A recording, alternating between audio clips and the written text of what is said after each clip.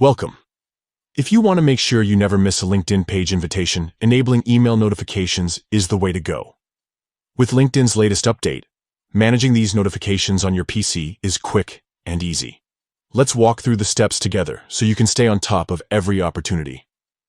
First, open LinkedIn in your browser and log into your account. Once you're on your homepage, look to the top right corner and click on the Me icon. This is where you access your personal profile and all your account settings. From the drop-down menu, select Settings and Privacy. This will take you to a new page where you can manage everything related to your LinkedIn experience.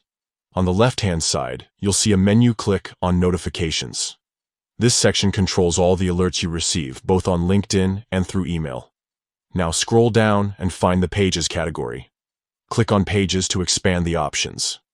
Here you'll see different types of notifications you can manage for the pages you follow or administer. Look for the option labeled Page Invitations. This is where you control how you're notified when someone invites you to follow or manage a LinkedIn page. To enable email notifications, simply toggle the switch next to Email.